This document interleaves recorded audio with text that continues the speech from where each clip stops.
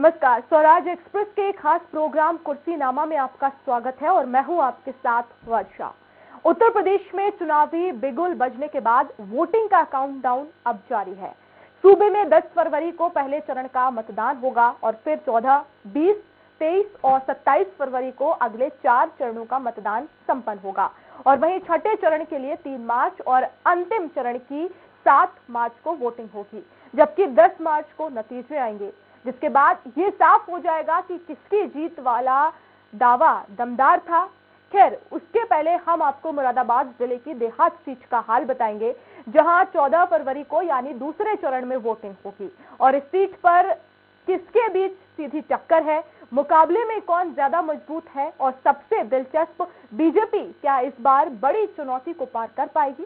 चलिए इन सभी पहलुओं पर बात करने के लिए शुरू करते हैं कुर्सीनामा का आज का सफर।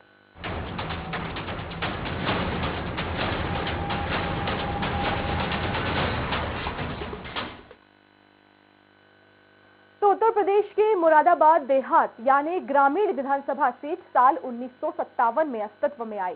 तब से लेकर आज तक यहां निर्दलीय से लेकर राजनीति के बड़े बड़े धुरंधर चुनाव लड़ चुके हैं और जीतकर विधानसभा पहुंचे हैं। देहात सीट मुरादाबाद लोकसभा क्षेत्र के अंतर्गत आती है और ये अनारक्षित है, जिसका मतलब है कि इस सीट से किसी भी जाति और धर्म से ताल्लुक रखने वाला उम्मीदवार अपनी किस्मत आजमा सकता है। आपको बता दें कि साल 2012 के चुनाव से पहले हुए परिसीमन के बाद यहां का भौगोलिक समीकरण बदला है, लेकिन सबसे अहम बात यह है कि यहां अब की बार कौन जीतेगा, क्षेत्र में किस दल की स्थिति ज्यादा मजबूत है, मतदाताओं का झुकाव किस ओर है। चलिए इसे लेकर विस्तार से बात करें, उससे पहले देख लेते हैं रिपोर्ट।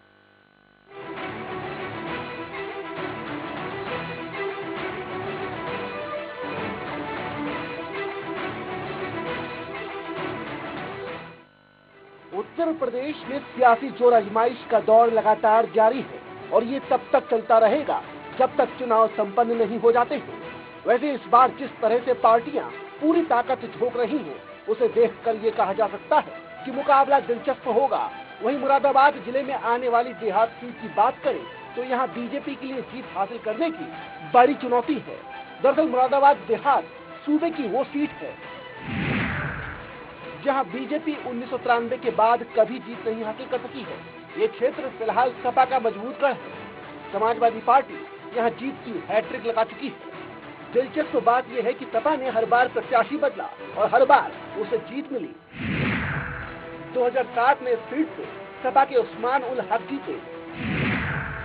वहीं 2012 में शमीम उल हक ने सफलता हासिल की, जबकि 2017 में सपा के टिकट पर चुनाव लड़ने वाले हाजी इकराम कुरैशी ने जीत हासिल की।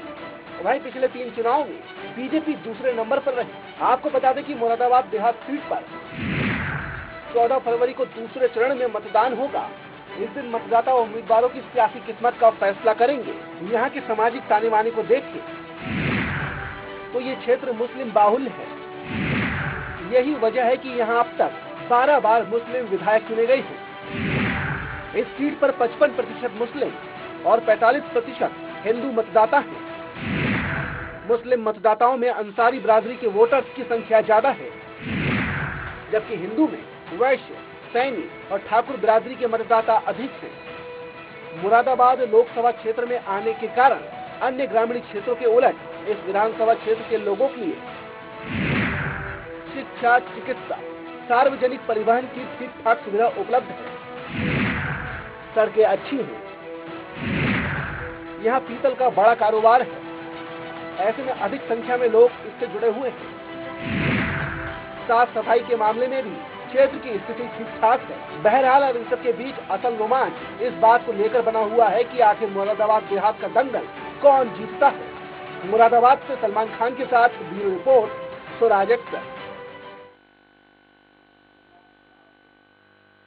तो चलिए रिपोर्ट के बाद अब मुरादाबाद देहात सीट के हर एक समीकरण पर विस्तार से बात करते हैं, जिसके लिए हमारे साथ लखनऊ से सहयोगी निशांत चौरसिया जुड़ गए हैं, जबकि मुरादाबाद से संवाददाता सलमान जुड़ गए हैं। सबसे पहले संवाददाता सलमान का मैं रुख करूंगी। सलमान, क्योंकि ये सीट काफी दिलचस्प है, समाजवादी पार्टी का ये गढ़ है। अब ऐसे में 2022 में क्या यहाँ पर बीजेपी कमल खिलाने में खिला पाएगी? क्या उसकी राह यहाँ पर आसान नजर आ रही है? जी बिल्कुल, मैं आपको बता दूं, ये सीट मुरादाबाद देहात विधानसभा 27 है और जो कि समाजवादी पार्टी का गढ़ माना जाता है। उसकी वजह यह है कि यहाँ के अगर वोटरों की बात करें तो 55% वोटर जो है वो मुस्लिम है और 45% वोटर नॉन मुस्लिम है। इस वजह से इसको समाजवादी का गढ़ माना जाता है। पिछली अगर हम 5 बार से बात करें, 4 बार से अगर हम बात करें तो इसमें समाजवादी पार्टी के ही विधायक रह चुके हैं, क्योंकि अभी मौजूदा विधायक भी समाजवादी पार्टी के ही है, जो कि समाजवादी सरकार में पूर्व में मंत्री भी रह चुके हैं। बिल्कुल सलमान, लेकिन यहाँ पर अगर बात की जाए मुख्य समस्याओं की, तो आखिर क्या कुछ मुख्य समस्या है? क्योंकि सरकार की तरफ से ये दावा किया जाता है कि विकास कार्य पूरे हैं, लेकिन क्या मुरादाबाद देहात में जमीनी स्तर पर वो जो सारे विकास कार्य वो नजर आ रहे हैं? जनता क्या कुछ कहती है? जी बिल्कुल, अगर मैं 2017 से बात करूं विकास की, तो मुरादाबाद देहात में अगर हम बात करें विकास की, तो ना कि बराबर विकास हुआ है। अगर मुरादाबाद देहात के अगर हम रोड देखें तो रोड कम, गड्ढे ज्यादा नजर आते हैं। इस वजह से जनता भी अभी कुछ बदलाव के मूड में नजर आ रही है। तो वहीं समाजवादी पार्टी के कहने से कल खबर आई थी कि जो मौजूदा विधायक हैं हाजी इकराम कुरैशी, उनका भी इस सीट से टिकट काटकर हाजी नासिर कुरैशी को टिकट दिया गया है, क्योंकि जनता की जो है वो बदलाव के मूड में है। इस वजह से ही शायद यही भागते हुए समाजवादी पार्टी ने इस सीट पर अपना प्रत्याशी बदल दिया है, जबकि मौजूदा सीट में वो विधायक थे। बिल्कुल सलमान, लेकिन यहाँ पर अगर बात की जाए मुख्य मुकाबले की, क्योंकि समाजवादी पार्टी को तो एक तरफा समर्थन मिलता है, लेकिन बीजेपी भी यहाँ पर दूसरे नंबर पर रही है। क्या यहाँ पर त्रिकोणीय मुकाबला कहा जाए इसे, या फिर मुख्य मुकाबला समाजवादी पार्टी और बीजेपी के बीच है? बिल्कुल, यहाँ अगर हम 2017 की बात करें तो 2017 में 97,000 समाजवादी पार्टी को वोट पड़ा था और बीजेपी को 69,000 के करीब। तो लगभग 28,000 वोटों से समाजवादी पार्टी की जीत हुई थी। इस दोनों के अंतराल तक कोई तीसरी पार्टी 2017 में नजर नहीं आई थी। तो उससे अंदाजा अभी भी ये लगाया जा रहा है ग्राउंड रिपोर्ट के हिसाब से कि ये जो सीट है इसमें सिर्फ तिकोड़िया मामला होगा। तिकोड़िया को ही तीसरी पार्टी इसमें अभी शामिल नहीं हो पाएगी, क्योंकि तीसरे नंबर पर भी अगर हम बात करें तो पिछली बार 2017 में यहाँ से रालोद पार्टी तीसरे नंबर पर रही थी, जो कि 23,000 वोट थे। इसीलिए ये समाजवादी और बीजेपी की टक्कर की दोनों सीट मानी जाती हैं। इसमें बीजेपी ने इस बार अपने प्रत्याशी भी चेंज किए हैं। इस बार श्रीकांत मिश्रा को बीजेपी पार्टी लाई है, जो कि एक डेंटल कॉलेज के प्रोफेसर हैं। उनको इसमें नया चेहरा लाया है। अब देखने वाली बात होगी, क्योंकि जनता के बदलाव की वजह से दोनों पार्टियों ने ही अपने अपने कैंडिडेट चेंज कर दिए हैं। बिल्कुल सलमान, आप बने रहिए। निशांत हमारे साथ लखनऊ से लगातार लाइव जुड़े हुए हैं। निशांत, काफी दिलचस्प सीट है मुरादाबाद देहात, क्योंकि यहाँ के वोटर समाजवादी पार्टी के लिए एक तरफा मतदान करते हैं। उनकी तरफ से कहा जाता है प्रत्याशी कोई भी हो, लेकिन हमें साइकिल पर बटन दबाना है। लेकिन 2022 में भी क्या वही तस्वीर हमें नजर आ रही है?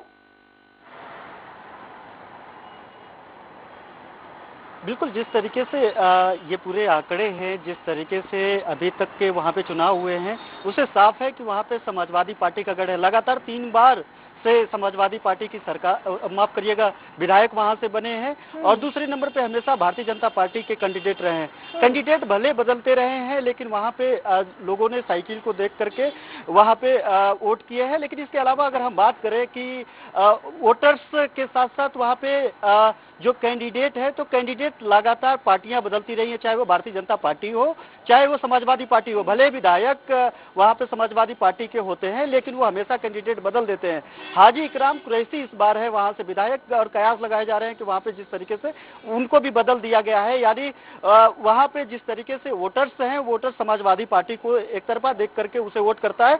2 बातें हैं वहां पे, तकरीबन 1,70,000 से ज्यादा मुस्लिम वोटर्स हैं और दूसरे नंबर पे जो वहां पे हिंदू वोटर्स हैं। तो जाहिर सी बात है कि वहां पे जो अंसारी बाहुल्य क्षेत्र है, वहां पे जो वोट पड़ते हैं वो मुस्लिम चेहरा देख करके ही वोट पड़ते हैं। यही कारण रहा है कि पिछले कई बार से कई पंचवर्षीय जो विधानसभा चुनाव हुआ है, उसमें जो है मुस्लिम जो कैंडिडेट हैं वही सिर्फ जीतते आ रहे हैं। हालांकि फाइट पे हमेशा भारतीय जनता पार्टी रही है। भारतीय जनता पार्टी की तरफ से हमेशा लगभग वहां से भी कैंडिडेट बदले जाते हैं, लेकिन जो दूसरे नंबर पे आती है, सबसे अंतिम जो गैप हुआ था हारने और जीतने के बीच, वो 3100 वोटों का था। इस बार तो तकरीबन 28,000 वोटों से समाजवादी पार्टी के हाजी इकराम कुरैशी ने हराया है बीजेपी कैंडिडेट को। तो इस बार कहीं ना कहीं अगर वोट बढ़ता है, मुस्लिम वोट बढ़ता है, क्योंकि कांग्रेस कहीं ना कहीं फाइट कर रही है बहुत ऐसी सीटों पे, और आम आदमी पार्टी भी आई है और समाजवादी पार्टी तो है ही रण में। तो ऐसे में अगर वोट बढ़ता है मुस्लिम में, तो कहीं ना कहीं भारतीय जनता पार्टी के लिए कयास लगाए जा सकते हैं। लेकिन अभी तक के जो आंकड़े हैं वो तो साफ है कि इसमें देखकर वोट देते हैं। लेकिन ऐसे में क्योंकि अभी सभी ही पार्टियां मैदान में है, और पिछले अगर विधानसभा चुनाव 2017 की बात की जाए तो असदुद्दीन ओवैसी की पार्टी ने भी यहाँ पर जो चेहरा उतारा, लेकिन उन्हें महज 4000 वोट मिल पाए। लेकिन ऐसे में क्या माना जाए, क्योंकि अब ज्यादा प्रतिशत मुस्लिम का है, लेकिन यहाँ पर सभी पार्टियां अपना पूरा जोर दे रही हैं, तो ऐसे में वोट मुस्लिम का जो वोट है वो बटा, तो इसका फायदा कहीं ना कहीं बीजेपी ले सकती है। देखिए, जहाँ पे ऐसी सीटें होती हैं जहाँ पे हिंदू बनाम मुसलमान का परसेप्शन लोग तय कर लेते हैं, जहाँ पे माहौल बनाते हैं, वहाँ पे ऐसे सीटों पे कहीं ना कहीं जो मुस्लिम वोटर्स होते हैं, जो अल्पसंख्यक वोटर्स होते हैं, तो उनका एक साफ परसेप्शन होता है भारतीय जनता पार्टी को कौन हरा रहा है। जो भारतीय जनता पार्टी की सीट को हराता है उसको जाकर के वोट दे देते हैं, एक साफ परसेप्शन होता है। तो ऐसे में ओवैसी बहुत ऐसी सीटों पे अच्छा परफॉर्मेंस करते हैं, लेकिन उनके फैन फॉलोइंग बहुत ज्यादा है। लेकिन जहाँ पे ये परसेप्शन लागू होता है कि भारतीय जनता पार्टी के कैंडिडेट को कौन हरा रहा है, तो ऐसे में जो वोटर्स हैं वो ओवैसी से मोह भंग कर लेते हैं, भले उनको सपोर्ट करते हैं, और जो बीजेपी को हराता है वो पुराने आंकड़े को देखते हैं, पुराने कैंडिडेट को देखते हैं और जाकर के उसको वोट कर देते हैं। यही कारण है कि ओवैसी का जो वो जब चुनाव लड़ते हैं, जो फील्ड में आते हैं, तो वो काफी ज्यादा फेल हो जाते हैं, सफलता से ज्यादा कहीं दूर चले जाते हैं। और दूसरी बात ये है कि कांग्रेस कहीं ना कहीं फाइट कर रही है। कांग्रेस के कैंडिडेट जो है वो मुस्लिम चेहरा उन्होंने उतारा है, इसी राजनीतिक समीकरण को देखते हुए उन्होंने उतारा है। तो जाहिर सी बात है कि ऐसे वहां पे अभी तक तो त्रिकोणी वहां पे लड़ाई नहीं रही है। इस बार थोड़ा सा देखने के लिए मिल सकता है, क्योंकि भारतीय जनता पार्टी हर उन सीटों पे जहां पे वो अभी तक नहीं जीत पाई है, उस सीटों पे जो खासा प्रभाव डालने की कोशिश कर रही है, उन सीटों पे अलग से स्ट्रेटेजी बना रही है, उन सीटों पे अलग रणनीति के तहत लड़ाई लड़ने की कोशिश कर रही है। तो देखने वाली बात होगी कि मुरादाबाद, जहां पे काफी पिछड़ा जिला भी माना जाता है, मुरादाबाद, तो क्योंकि पिछली बार विधानसभा में एक तरफा वोट समाजवादी पार्टी को मिले थे, लेकिन इस बार अब देखना होगा कि किस तरह का समर्थन जनता का मिलता है। आप बने रहिए निशांत, मुरादाबाद से संवाददाता लगातार जुड़े होते। सलमान, बहुत शुक्रिया हमसे जुड़ने के लिए। और वक्त एक छोटे से ब्रेक का है।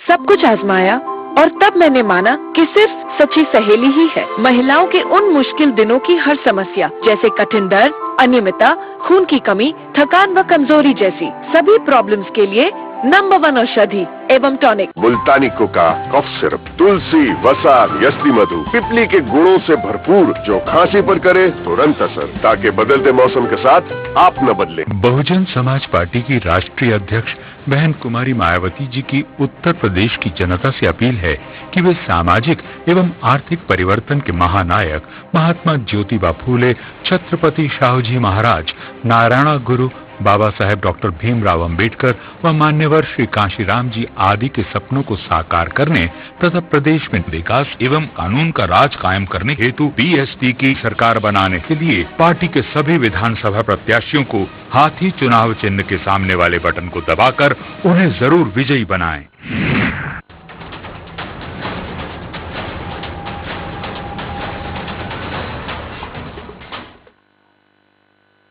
तो ब्रेक के बाद कुर्सीनामा में एक बार फिर आपका स्वागत है। मुरादाबाद देहात विधानसभा क्षेत्र की लगातार हम बात कर रहे हैं।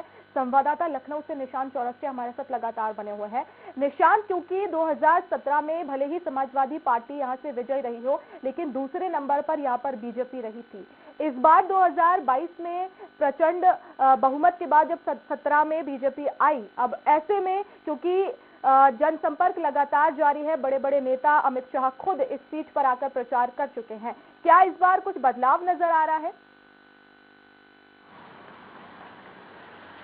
देखिए, मैंने आपको पहले ही इसका जिक्र किया कि ऐसी वो सीटें जिन सीटों पे भारतीय जनता पार्टी अपना कारनामा नहीं दिखा पाई है, नहीं जीत पाई है, उन सीटों को लेकर के अलग से strategy Bharatiya Janata party core committee ने तैयार किया है। उस स्ट्रेटेजी के तहत वहां पे चुनाव लड़ रहे हैं। साम दाम दंड भेद चुनाव में ये इसके लिए कोई भी पार्टी कोई भी गुरेज नहीं कर रही है। ऐसे में भारतीय जनता पार्टी की जो स्ट्रेटेजी है वो स्ट्रेटेजी कितना कामयाब होती है। बने रहिए, इस वक्त हमारे साथ कांग्रेस नेता असलम खुर्शीद जी फोन लाइन पर जुड़ गए हैं। असलम जी, बहुत स्वागत है आपका स्वराज एक्सप्रेस में।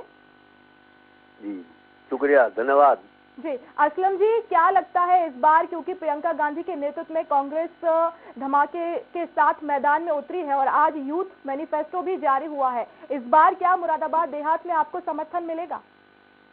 बिल्कुल मिलेगा समर्थन, क्योंकि 10 साल कुशासन झेला है देहात में।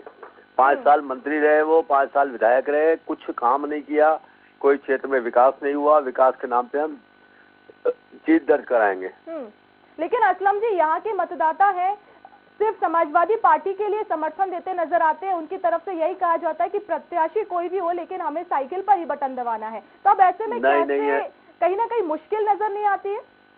नहीं नहीं नहीं नहीं, हमारा प्रियंका जी का चेहरा है। प्रियंका जी ने हमारे यहाँ 6 विधानसभाओं में से 2 विधानसभाएं महिलाओं को दी है।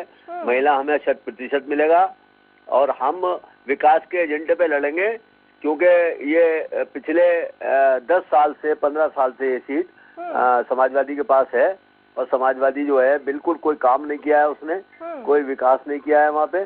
तो हम उसी विकास के एजेंडे पे चुनाव लड़ेंगे बिल्कुल और जीतेंगे वहाँ। अगर आपकी सरकार 2022 में आती है असलम जी, तो ऐसे में सबसे पहली प्राथमिकता इस सीट के लिए क्या होगी? क्योंकि आप रहते हैं वहां, आप जानते होंगे कि जनता कितने मुसीबत में है, किस तरह से वहां पर जनता कुछ चीजों से प्रभावित। तो ऐसे में सबसे पहली प्राथमिकता आखिर क्या होगी?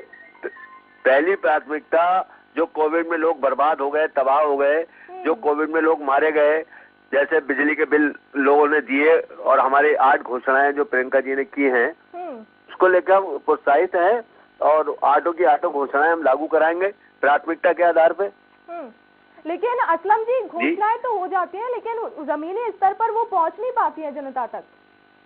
जी, घोषणाएं तो की जाती हैं चुनाव से पहले, तमाम नहीं घोषणाएं नहीं, हमने हजारों करोड़ रुपए जो है ऋण माफ किया किसानों का, कोई घोषणा नहीं होते हैं, जनता इसको लेकर नाराज होती है। वो माफ किया, जो हमने किया वो हम करते हैं, ऐसा नहीं है घोषणा तक सीमित है हम। तो क्या माना जाए इस बार मुख्य मुकाबला किसी को मान रहे हैं आप, या फिर आप ही जीत? नहीं, हमारा मुस्लिम बहुल्य क्षेत्र है और यहाँ सीधी कांग्रेस जीतेगी, नदी हारेगी। जी जी, बहुत शुक्रिया असलम जी हमसे जुड़ने के लिए और समय देने के लिए। और प्रशांत हमारे साथ, निशांत चौरसिया संवाददाता हमारे साथ लगातार जुड़े हुए हैं। निशांत, तो देखिए, जिला अध्यक्ष कांग्रेस के उनकी तरफ से यही कहा जा रहा है कि इस बार तो हम ही जीतेंगे, यहाँ पर विकास को लेकर जनता में काफी नाराजगी है, तो इस बार समर्थन पूरा कांग्रेस को मिलेगा।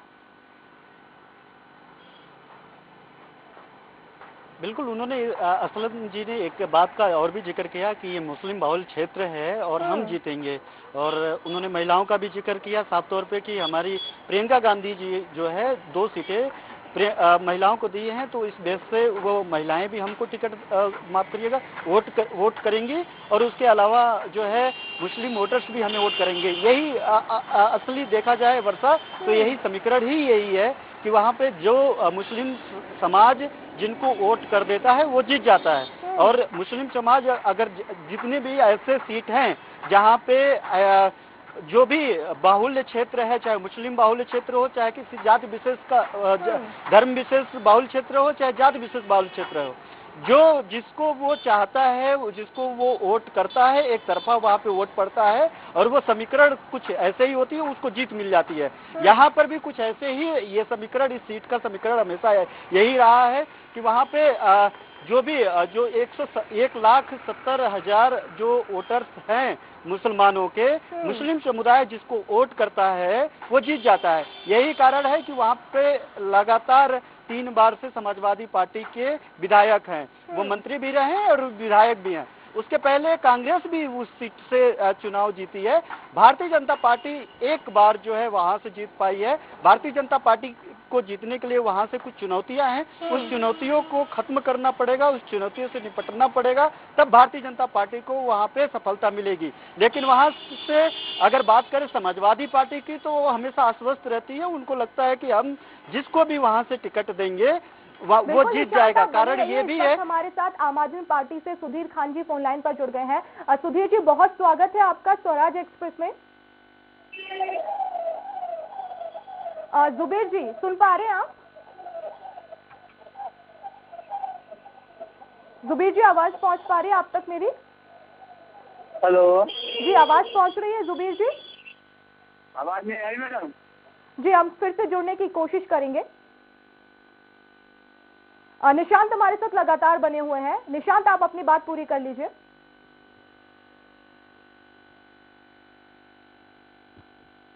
बात कर रहा था कि बात करें बीजेपी के, तो बीजेपी के लिए थोड़ी सी चुनौती है उस सीट से। समाजवादी पार्टी लगातार वहां से जीतती आ रही है।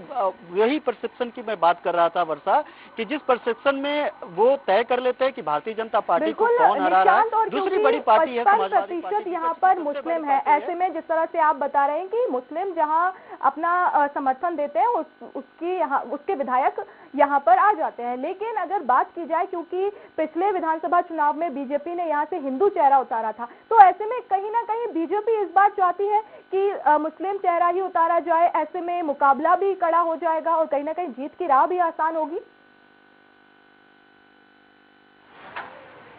बेशक अगर अल्पसंख्यक समुदाय से अगर वो मुस्लिम चेहरा वहां से उतारती है, तो कहीं ना कहीं वहां पे लड़ाई बढ़ जाएगी। क्योंकि वहां पे जो हिंदू है, दूसरे नंबर पे अगर वहां पे हिंदू मुसलमान जैसा वोट और शब्दों का प्रयोग वहां पे होता है, जाहिर सी बात है कि वहां पे 2 तबका एक साथ जो है धार्मिक लड़ाई लड़ता है, जातिगत लड़ाई लड़ता है वहां पे। तो ऐसे में कहीं ना कहीं भारतीय जनता पार्टी को जो वोट मिलता है, उससे वो जो है फाइट करने में भारतीय जनता पार्टी को आसानी हो जाएगी।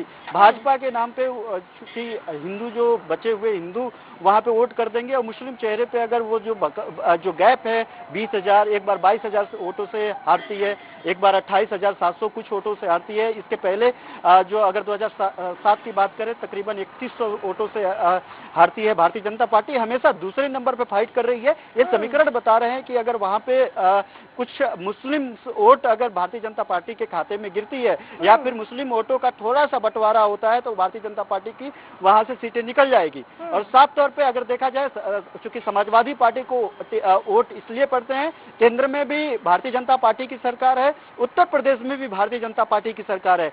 इन सरकार को, कांग्रेस को इसलिए वोट जाता हुआ नहीं दिखाई दे रहा है, क्योंकि जो मुस्लिम मतदाता है उनको लगता है कि हमको उसको वोट देना चाहिए जिसको गद्दी से भारतीय जनता पार्टी को उतारा जा सके। सिर्फ विधायक ही नहीं, गद्दी से भी उतारने की कवायद वहां के मुस्लिम समुदाय वोटों के लिए उनकी उम्मीद होती है कि वहां से हटे। तो ऐसे में कांग्रेस, सबको पता है कि कांग्रेस सरकार नहीं बना पा रही है, ना किसी सर्वे में और ना ही किसी ऐसे उनको उम्मीद है। तो ऐसे में समाजवादी पार्टी फाइट में है बीजेपी के, तो समाजवादी पार्टी ही एकमात्र चेहरा होगी वहां के सीटों के जो समीकरण अभी तक समीकरण के हिसाब से, कि जिसको वो टिकट दे, माफ करिएगा, वोट दे करके जिसको भारतीय जनता पार्टी को हराया जा सके। वहां पे भारतीय जनता पार्टी के विधायक को भी उनको हराना है, और वहां पे उनकी वो ये भी चाहते हैं कि वो गद्दी से भी भारतीय जनता पार्टी यहाँ सरकार से भी हटे। तो ऐसे में वो समाजवादी पार्टी और भारतीय जनता पार्टी की दोनों के बीच में एक कड़ा मुकाबला होते हुए दिखाई दे रहा है। लेकिन अगर भारतीय जनता पार्टी वहां से मुस्लिम कैंडिडेट खड़ा करती है, तो कहीं ना कहीं ये कड़ा और भारतीय जनता पार्टी के साथ तो जो है वो है, लेकिन समाजवादी पार्टी के लिए भी एक बड़ी चुनौती खड़ा होकर के सामने आ जाएगी जीतने के लिए। बिल्कुल निशांत, अब 14 फरवरी को ही ये देखा जाएगा कि आखिर जनता ने समर्थन किसे दिया है। क्या वही जो नीति है जनता की वो फॉलो करते हुए आएंगे कि साइकिल पर ही बटन दबाना है, चाहे प्रत्याशी कोई भी हो। लेकिन अब वो देखना होगा कि 14 फरवरी को आखिर किसका समर्थन मिलता है। बहुत शुक्रिया हमसे जुड़ने के लिए। और इसी के साथ कुर्सीनामा में आज के लिए इतना ही। कल उत्तर प्रदेश के किसी और विधानसभा क्षेत्र आपको लेकर चलेंगे, लेकिन अभी के लिए मुझे दीजिए इजाजत। नमस्कार।